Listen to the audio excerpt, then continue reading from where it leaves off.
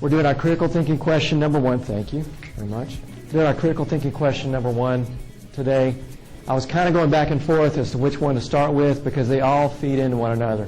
CTQ 1, why study history if you're not going to be a historian? What are the benefits? CTQ 1B was, what is history? Which a little more in depth than you might think. Well, of course I know what history is, but you might be surprised at all the responses of scholars and different ways to look at it. And number 2 was the methodology of historians, and then that feeds into what are the lessons. And they all are interconnected, but I thought I'd go ahead and start with this. Let me try to make a case for you guys. What we're going to look at today about history has applications for the rest of your non-major classes. The question is, for all college students, that I think is the unspoken question for a lot is, why am I having to take this class?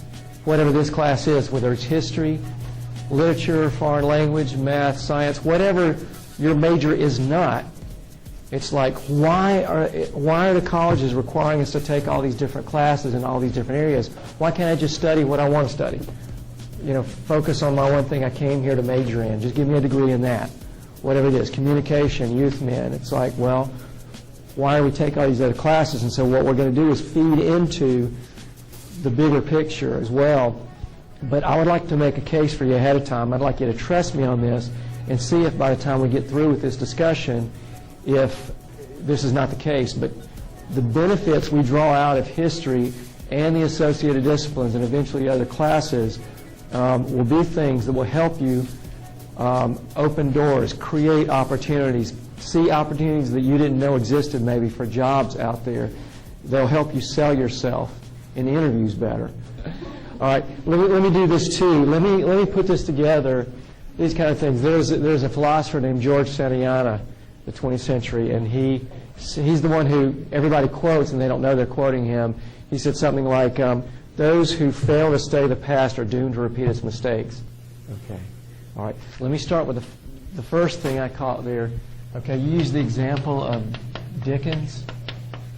So you've got a 19th century literature there, and you said by understanding basically the cultural and historical context, right, you can understand the story better. It's like, okay, once you have a little knowledge of Victorian England, then all of a sudden that opens up understanding for Dickens. So knowing someone's story gives you some compassion. Yeah. Okay. Well, if you want to put it in different words, if that's not right, I just want to make sure I'm understanding. That's what I got.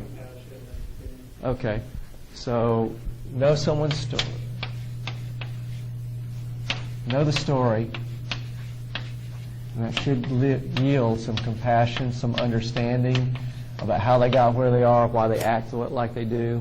And so they usually relied on myth. Most traditional societies did. And so here comes Herodotus, and he's saying, look, no, we can make this a little more scientific. We can think about this and realize, we're actually studying their real beginnings and that sort of thing. He was trying to get away from mythological past.